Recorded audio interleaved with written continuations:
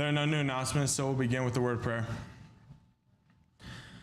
Dear God, thank you for this beautiful day you have blessed us with to be here and to learn more about your word, Lord. I pray that you be with us and be attentive to what Mr. Oliver has to speak tonight about Daniel. And please help us to apply it to our lives and make us better. And please be with those who are mentioned in announcements, whether they're sick or traveling, Lord. And thank you for this day. In Jesus' name, amen.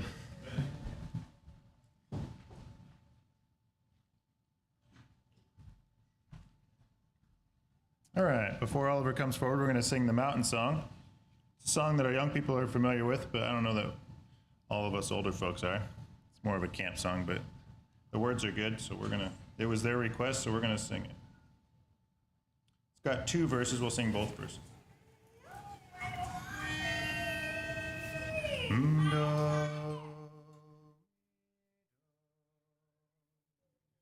Oh Lord, I need a mountain to climb on,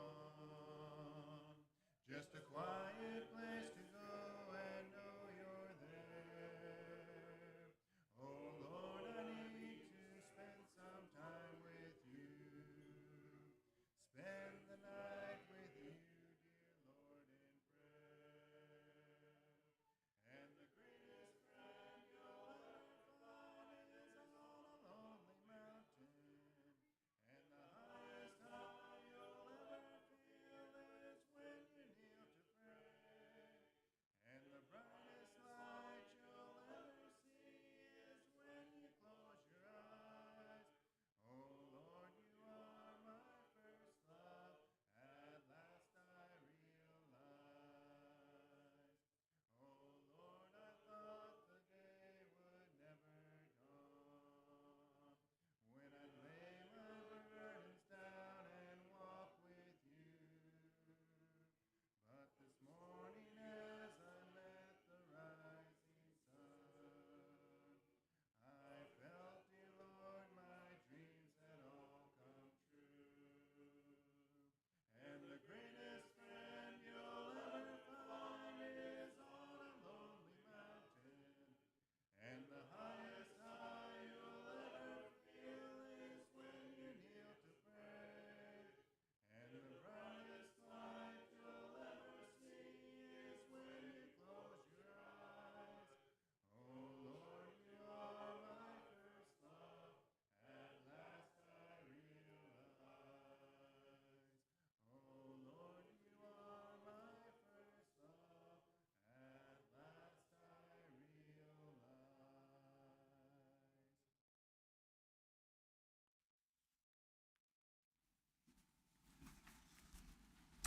Okay, we're going to go ahead and finish chapter 7 and get into chapter 8. I want to do a little bit of a back over where we've been. We're in Daniel chapter 7. Remember, Daniel is divided into 2 sections. First, chapter 1 through 6 is more the historical part, and then now and the events of Daniel and his 3 companions, and then the second part is the visions, and that's what we're in. So remember, Daniel was part of the events, and he was revealing the dreams of those kings, of King Nebuchadnezzar. And then now, in this section, Daniel is having the dreams.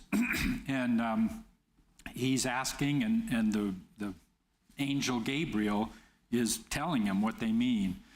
The book is about God rules in the kingdom of man. And I know we've heard that several times, but it's a lesson that we want to learn from this book. Nebuchadnezzar had to learn it. Darius had to learn it.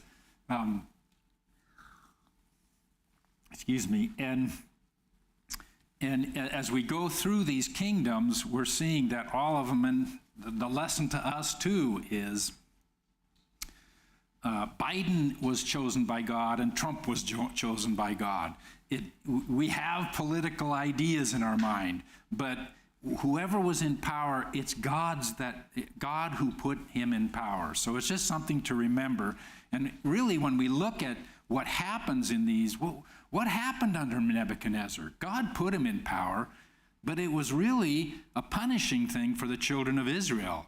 I mean, they were brought into captivity during that time. So we don't know what the reason behind it is, but there is a reason. Chapter 1, we saw that Daniel arrives in Babylon into captivity, and he purposes in his heart that he won't defile himself. So by not eating the food that they offered, and God was with him in that. Chapter 2, God reveals the future, and that's that statue of the head of gold, the chest of silver, the bronze torso, and the feet of iron and clay, the 4 world kingdoms.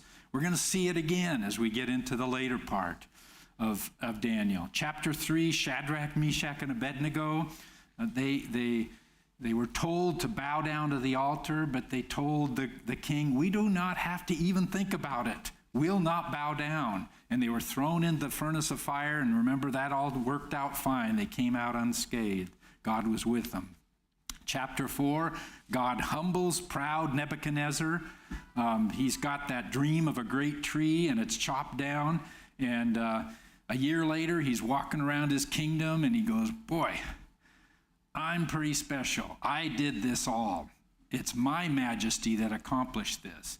And then 2 verses later, he's eating grass like a cow. So, and he was that way until he understood that God rules in the kingdom of men. That's what we need to understand from this book. And then chapter 5, you have the handwriting on the wall, Belshazzar's feast.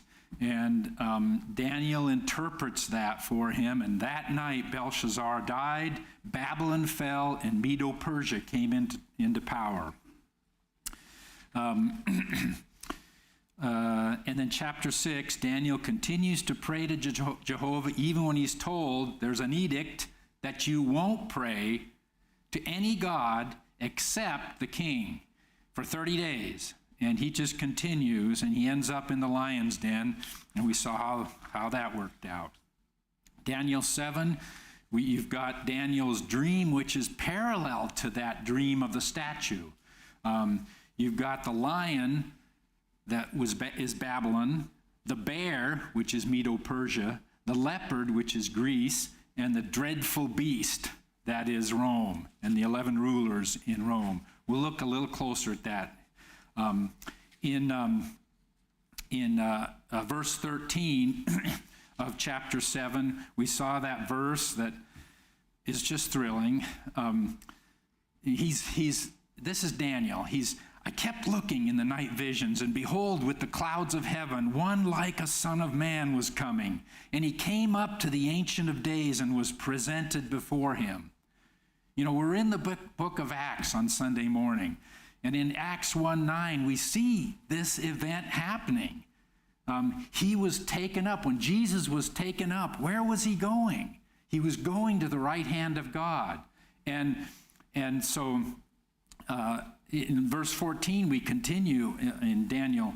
And to him, to this son, a son of man, was given a dominion, glory, and a kingdom, that all the peoples, nations, and men of every language might serve him. His dominion is an everlasting dominion, which will not pass away. All those other kingdoms passed away, but this one is not going to end. It's never going to end. It's a perpetual kingdom. And we see, in the New Testament that all authority has been given to me, that's Jesus, in heaven and on earth. And so we see this happening.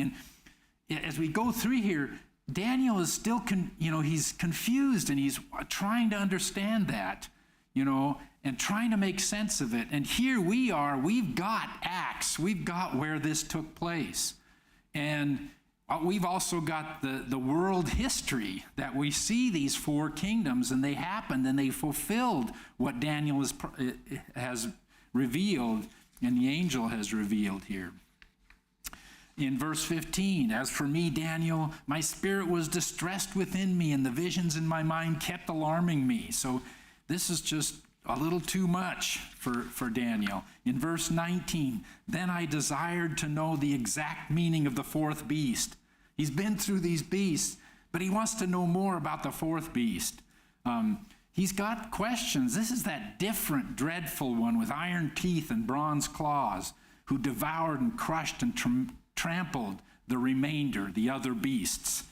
And then we looked, again, as we got to the end last week, we looked at Revelation chapter 13. And remember, that's another reason we're going through Daniel right now, is because Daniel has visions, and you have the visions he sees, and then you have the interpretation, and we have the history that happened since these things were said. We have all those, and we're able to put them together.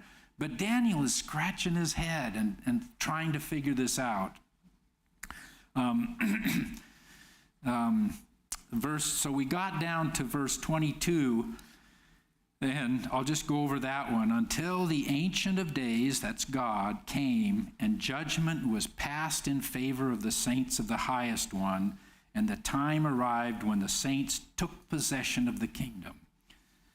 This idea that this dreadful beast, this powerful, ruthless beast, and seeming victor. I mean, this is Rome during the time of persecution on the Jews and on the Christians there, and it looked like, Christians were being martyred, and here you have the saints who are hurting and persecuted and bloody and maybe carrying their martyred dead.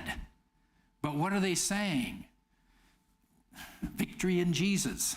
That's what they're saying. That's what they have. And so you have this period of time now. This is what I would understand here, that they received the kingdom in 33 AD. That's something we can show from scriptures, that the kingdom arrived on the day of Pentecost in 33 AD. It was a Sunday, and it was between 8 and 9 a.m. You can get pretty specific exactly when the kingdom arrived. But they possessed it when they had gone through the persecution, all the persecution that came on the church and could not snuff it out. And so much of Revelation is about that, of you have these pictures in Revelation, and what is that? Well, we're learning some of that as we learn Daniel, that we're going to be able to take these things that we're learning, these visions and their interpretations, and we're going to make more sense out of what Revelation is saying. And then how really the church absorbed the worst persecution that could come to it during that period of time between 33 AD and around 70 AD when Jerusalem was destroyed. And at that point, they possessed the kingdom. This kingdom, you can't get rid of it. It's here to stay, and it's been proven that way. So we go on now to verse 23. So verse 15, Daniel's visions alarmed him. Verse 19, he wants to know about the fourth beast. Verse 23 here, thus he said,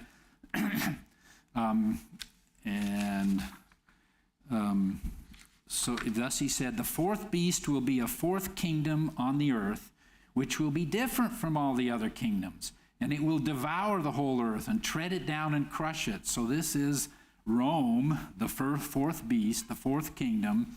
And it is different. It was different than Babylon, Medo-Persia, and Greece. As for the 10 horns, out of this kingdom 10 kings will arise, and another one will arise after them. And he will be different from the previous ones and will subdue 3 kings. So we talked about this a little bit last week. We had the 10 Caesars from Augustus to Titus. And then after Titus, we have Domitian. And this 11th, this other king that arose, that is Domitian, he was the first emperor to begin an empire policy against the saints and the first to persecute saints for denying his divinity. So he made himself to be divine, and he demanded allegiance to that.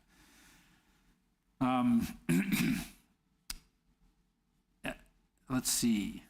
So you have the 10, and Domitian would be the 11th. Remember, if you're a history buff, you think, wait, weren't there 12? Well, there was Julius Caesar at the beginning of that, but Julius was over the Republic of Rome, and then it became an empire under Augustus Caesar, and then it continued down. So that would be, as far as we understand, that would be what we're talking about. They do say he's, at the end of verse 24, and will subdue 3 kings. I have just decided not to comment on that because I'm not sure what that means. I won't even give the choices. I just won't go there. I'm not sure what that means. But in verse 25, you've got, and he will speak out against the Most High, this 11th Caesar, which would be Domitian. He will speak out against the Most High and wear down the saints of the highest ones. And he will intend to make alterations in times and in law, and they will be given into his hand for a time, times, and half a time. So here we're getting some characteristics of this 11th Caesar, which I would contend is Domitian. And most agree. So he was from the same as the 10, the other 10, which would be Rome. He was small at first and he grew mighty.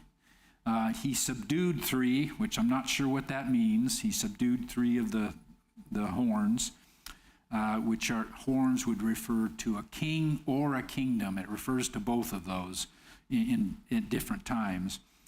Verse 5, or not verse 5, but my number 5, he was proud and ambitious against God. In the verse 25, he will speak out against the Most High. And he did that. He talked about himself being divinity. So he spoke out against the Most High, and he was a persecutor of Christians. And he will wear down the saints of the highest ones. And definitely that's what Domitian did. He wore down the Christians. It says, he will intend to make alterations in times and in the law. So here you've got, and this would be referring to times and law in a religious sense, in holy days, the times of holy days, and the laws that are religious laws. And he did. He went in and he, threw out the Sabbath and the Passover, the religious days that they might have been following. He threw out religious laws, and then he'll do this for a period of time. So now we get to this period of time, times, and half a time.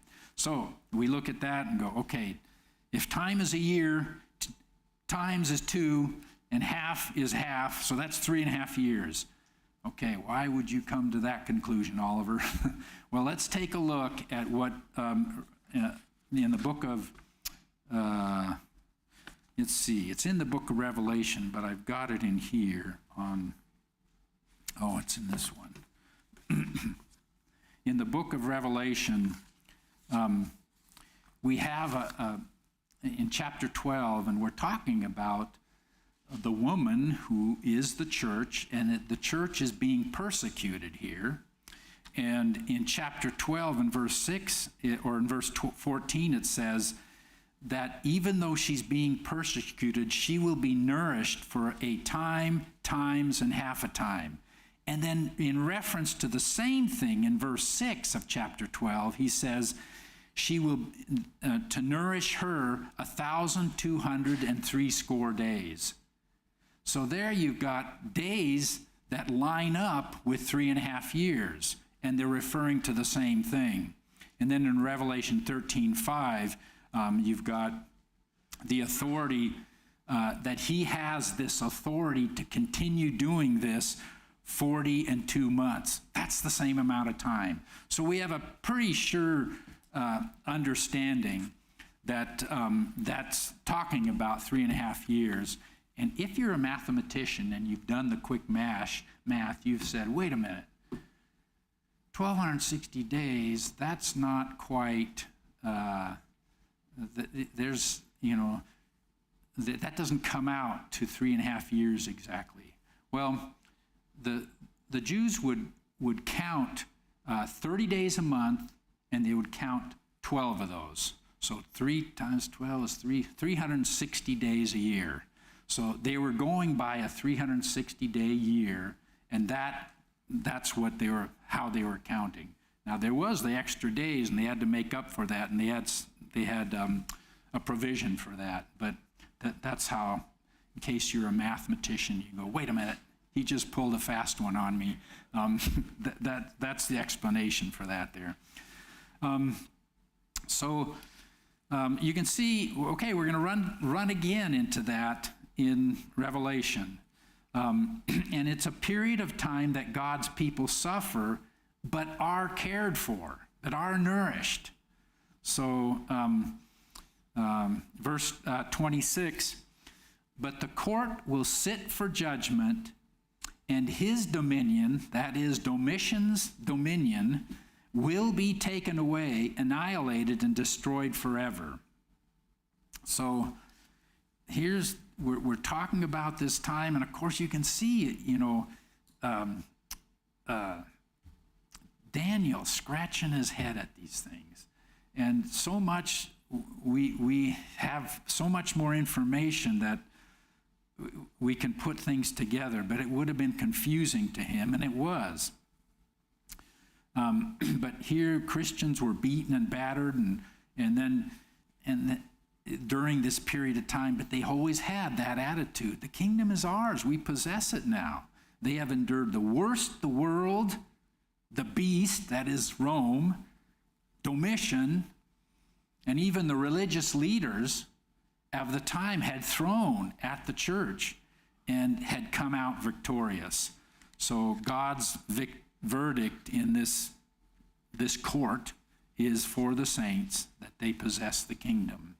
In verse 27 it says, then the sovereignty, the dominion, and the greatness of all the kingdoms under the whole heaven will be given to the people of the saints of the highest ones. 1. His kingdom will be an everlasting kingdom, and all the dominions will serve and obey him. So again, we're seeing that description of these world empires that started, really those four are the four world empires. You don't have other world empires that had as large an effect as these did. Babylon, Medo-Persia, Greece, and then Rome. And then after all of them have been, they've gone through everything, there is a kingdom that will continue eternally, and that is God's kingdom. That's the church. It is given to the saints, to the Christians, and it is eternal. And so much of Revelation is about that. The book of Revelation is the saints are victorious.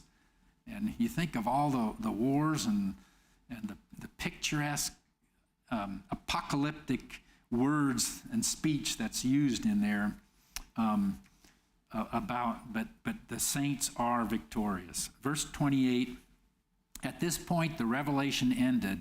As for me, Daniel, my thoughts were greatly alarming me, and my face grew pale, but I kept the matter to myself. But he did write it down. Thank you, Daniel. He kept it to himself, but he wrote it down for us. And now we move to chapter 8. And so we've had this vision of, again, the four kingdoms, and he's going to zero in on two of them right now in chapter 8. And this is a vision and an interpretation of the next two kingdoms after Babylon. So this is told, and this is told during Babylon's reign. So right here in verse 1 of chapter 8, it says, in the 3rd year of the reign of Belshazzar, that's the last king of Babylon, the king, or Belshazzar the king, a vision appeared to me, Daniel, subsequent to the one which appeared to me previously. Now this is something that's just, again, very interesting to me. And it has to do with the historian Josephus and what he said about this period of time. If you look at a timeline and you think of Belshazzar, we're talking about Belshazzar right now. This is when Daniel sees, or is seeing this. Belshazzar was the king at this time at about 550 BC. And then you've got the Medo-Persians coming in and taking over. Belshazzar was the guy who saw the writing on the wall. That night he died and Medo-Persia took over.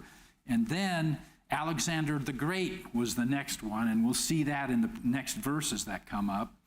And then you go down to the 1st century BC, or AD, 1st century, and you've got the historian Josephus. And we're going to look at something that Josephus said about Alexander coming to read this from the high priest. So the historian Josephus writes that the high priest in Jerusalem showed this part of Daniel to Alexander the Great when he came to Jerusalem.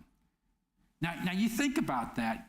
He comes to read this, and he's reading about, Nebuchadnezzar, yeah. And then, Belshazzar, yeah, he was the king after that. And then Darius the Mede, he took over. And so he's in there, and he's seeing the history. And of course, maybe at this point he's reading, yeah, you just wrote this. He doesn't realize it was written in 550 before it all happened. But then he sees, wait a minute, that's me. This is me. And we're going to see as we go through this chapter, if Josephus is right, and he is pretty reliable as a historian, Alexander the Great read this, and that would be the reason the high priest would bring it to him. Read this. This is interesting. And here you're coming into, this is, so I don't know. I brought that up because as we read chapter 8, just keep that in mind, that as far as we know, I know I'm referring to a non-biblical historian, but a man who wrote a lot of the history that has been proven true by even the Bible itself. So, but what would that be like for Alexander the Great to read this and think, wow, that's talking about me?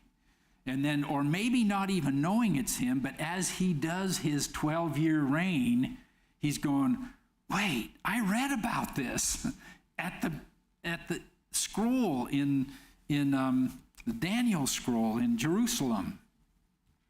Okay, put that aside. Verse 2, and I looked in the vision, and it came about while I was looking that I was in the citadel of Susa. That's a fortress or a palace, and Susa is a little bit east of Babylon, so it's going towards India from like the Euphrates River there, which is in the province of Elam. And I looked in the vision, and behold, I was beside the Ulai Canal. There's an Ulai River now that's right there, so I'm thinking that's the same thing. And it would be, it ran into the Euphrates and then down into the Persian Gulf. And so he's there, and he sees this vision, although at the end of verse 2 he said, and I myself was beside the Ulai Canal. I think he's saying he was there and he saw this vision, rather than the whole thing being a vision, but not sure. Another interesting thing, the palace of Xerxes was dug up in 1880, right in this, just where we're talking about here. Xerxes was one of the kings of Medo-Persia. There were 7 kings in there. And so but it's just interesting that when they find things and it all fits in like this, Xerxes and Artaxerxes were both kings of Medo-Persia. Verse 3, so he's seeing this vision on the Ulai Canal. Then I lifted my gaze and looked, and behold, a ram which had 2 horns was standing in front of the canal. Now the 2 horns were long, but one was longer than the other, with the longer one coming up last. Now this ram, let's see, we're just going to jump over to verse 20. And we're going to see in the interpretation, verse 20, it says, the ram which you saw with the 2 horns represents the kings of Media and Persia. So he's told in the interpretation that this is Medo-Persia. So, but it's got 2 horns, and when we looked, I think it was 2 weeks ago, at the Medes and the Persians, Darius was a Mede, Cyrus was a Persian, and Cyrus became more powerful on the Persian side. That would be the longer horn. So, standing in front of the canal. Now the 2 horns are long, okay, but one was longer than the other, and the longer one coming up last, and that's exactly what happens. The Medes were prominent at first until Cyrus came, and then that horn grew longer, stronger. Verse 4, I saw the ram budding westward, northward, and southward, and no other beast could stand before him, nor was there anyone to rescue from his power, but he did as he pleased and magnified himself. So here the Persian kingdom coming from the east, that'd be where he's seeing this vision, and then he pushes west, north, and south, and they just pretty much overran everything, and this was that second world kingdom coming into power. Another interesting thing, because you look through the Bible and we look at this Medo-Persian kingdom, in Daniel 2, it's called the chest and arms of silver. And then it's called a bear. And then here it's called a ram. And then Isaiah, in Isaiah 46:11, he refers to it as a bird of prey from the east. So you've got 4 different descriptions of different ways of describing Medo-Persia. Verse 5, while I was observing, behold, a male goat, this isn't a ram, it's a male goat, was coming from the west over the surface of the earth without touching the ground. And the goat had a conspicuous horn between his eyes. Again, the horn is always dealing with a kingdom or a king. And when we look back, we just looked at verse 20 to see who the ram was. In verse 21, there's the interpretation of the goat. And the shaggy goat represents the kingdom of Greece, and the large horn that is between his eyes is the first king. Okay, so now we know that this horn is the first king, and the first king of Greece is Alexander the Great. So that we know that. And he's coming fast. He's flying over the surface. And goats have been associated with Greece for a long time, from its beginnings, and it's on a lot of their coins. Verse 6 says, and he came up to the ram that had 2 horns, which I had seen standing in front of the canal, and rushed at him in his mighty wrath.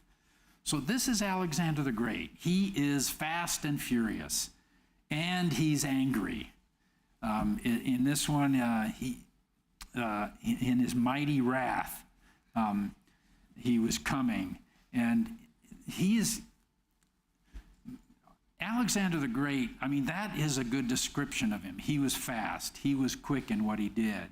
And he was furious. He conquered the world by the time he was 33. And he died at 33 too. And that brings up to mind, there's another man that lived till 33 and conquered the world and died, and he conquered death too, and that's our Lord Jesus. Verse 7, let me make sure here. And I saw him come beside the ram, and he was enraged at him. So this is Greece coming to Medo-Persia. And he was enraged at him, and he struck the ram and shattered his two horns, and the ram had no strength to withstand him. So he hurled him to the ground and trampled on him, and there was none to rescue the ram from his power. So what caused this rage? And when you look at history now, it's just Greece had been invaded over and over by Persia. And a lot of times Greece would hold them back, but it was a hammering from Persia that came. They were constantly defending their country. A couple of the wars that you might have heard of, Thermopylae and the Battle of Marathon. But they were constantly defending their country against Persia, while Persia was the world leader then, and they were being hammered by them. And now Alexander, he comes with his army to Persia, to Medo-Persia. He comes to their doorstep, and it's like the army is motivated. They've been under the pounding of Medo-Persia for all these years, and they're coming back. This is what it's like to have somebody come to your country and hammer at you. Now and so there was this rage that, when you see this ram, not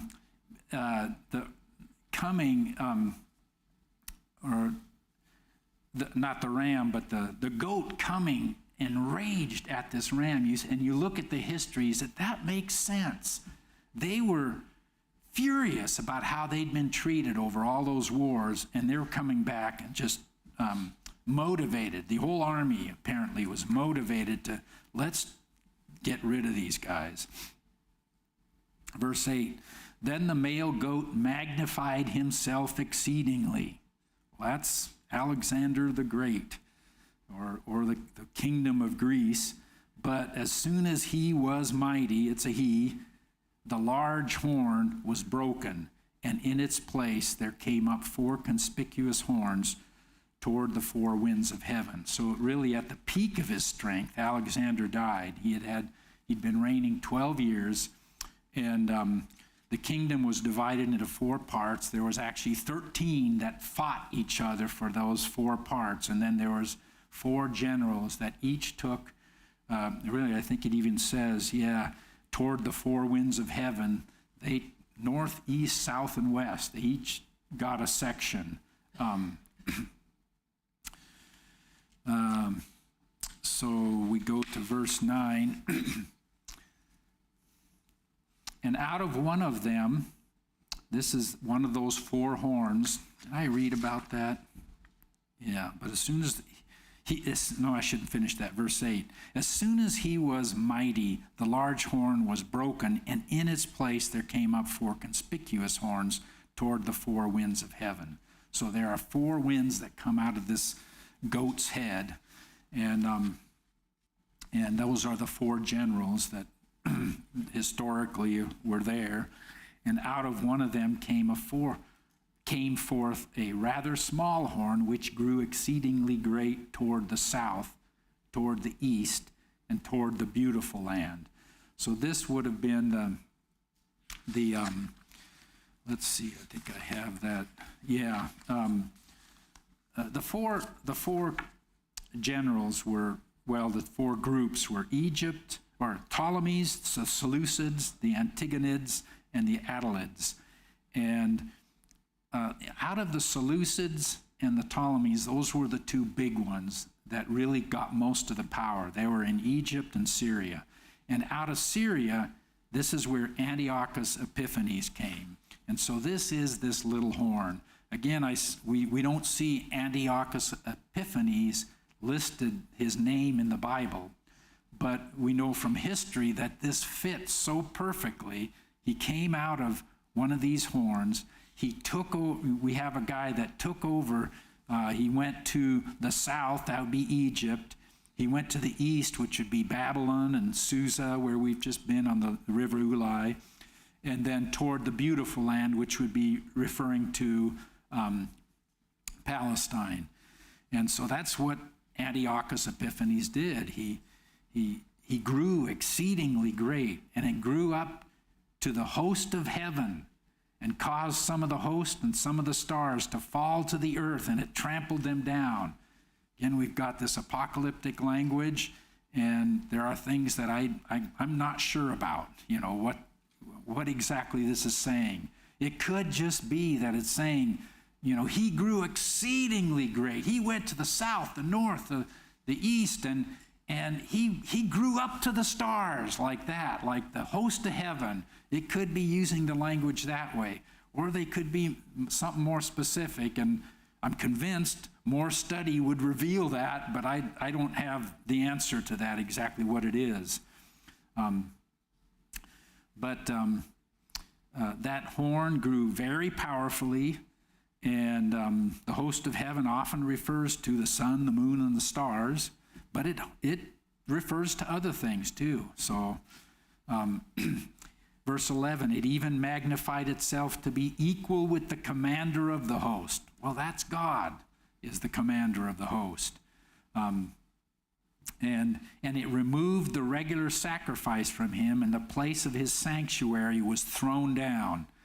So here there's another reading from Josephus, the historian Josephus,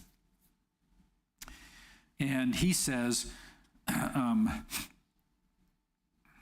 not only would the temple be overthrown, bringing to an end the animal sacrifices of the Jewish economy, but also the new, let me make sure I've got the right one here. Yeah. But also the new spiritual kingdom of God would be tested.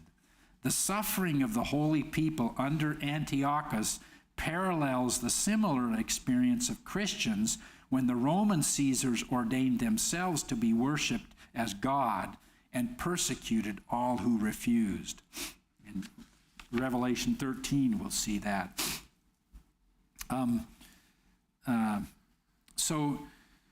But here is this, some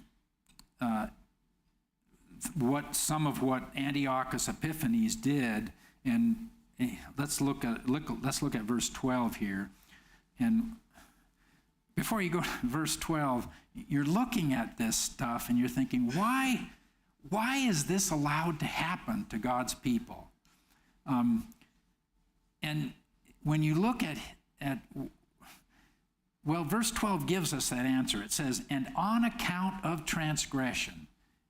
Isn't that why God's people have trouble? It's on account of transgression. We've seen that all through history in the Bible. But here it tells some of the trouble that they're going through. And on account of transgression, the host will be given over to the horn along with the regular sacrifice, and it will fling truth to the ground and perform its will and prosper. This horn, Antiochus Epiphanes, will do these wicked things, and he will prosper. He took away daily sacrifices and offerings and Sabbaths.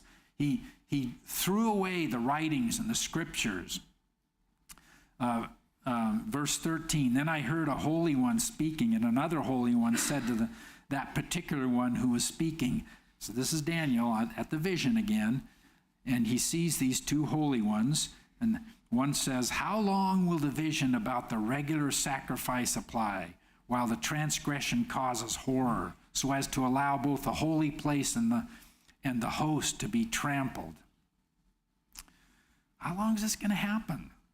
That the holy place will be trampled. We're going to have a reading in just a moment here about, some of the terrible stuff that went on there. It's just awful. But he's asking, how long is that going to happen? And he said to me, for 2,300 evenings and mornings, then the holy place will be properly restored. Again, we go back to history and look at what happened at that time. And it was a little bit over 3 years that this terrible persecution by Antiochus Epiphanes on the people there was happening on the Jews. And when we see 2,300 evenings and mornings, there's two ways to look at that. One of them is 1,150 mornings and 1,150 evenings, so 1,150 days. And that seems to fit with history, but I won't take it any further than that.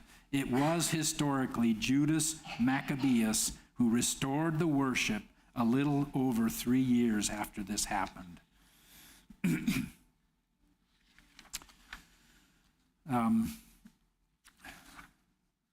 Verse 15, and it came, oh boy, here we are. Boy, does that go fast.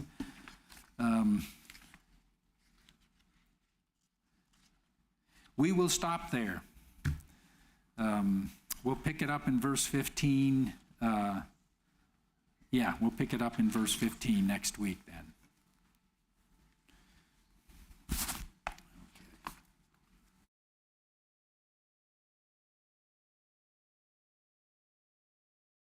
What's up for tonight? I don't see any hands. So we'll sing this song, excuse me, together, and then we'll be led in a closing prayer, unless we have any other comments or anything. All right. Let's stand together. Psalms 86:1. Bow down your ear, O Lord, hear me, for I am poor and needy.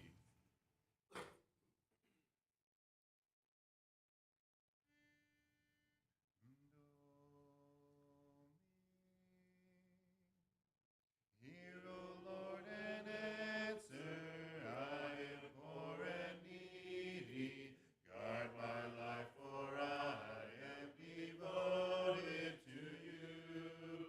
Hear my prayer, O Lord, and my cry for mercy. In this day of trouble, I will call to you. Hear, O Lord, and answer. I am poor and needy. Guard my life, for I am devoted to you. Hear my prayer, O Lord, and my cry for mercy. In this day of trouble, I will call to you. I will praise you. I will praise you. Glorify your name, O Lord. I will praise you. I will praise you. Glorify your name, O Lord. Hear, O Lord, and answer. I am poor and needy. Guard my life, for I am devoted to you. Hear my prayer, O praise you, and my cry for mercy. In this day of trouble, I will come to you. Hear, O Lord, hear, O Lord, my humble prayer.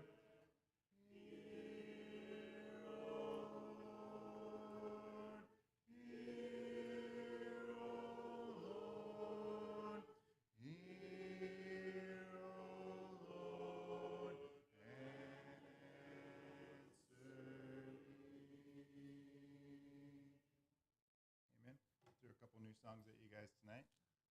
So let's good for Sunday night learning. Thanks for putting up with me. Do we know who's leading closing prayer? Okay, we'll be leading our closing prayer.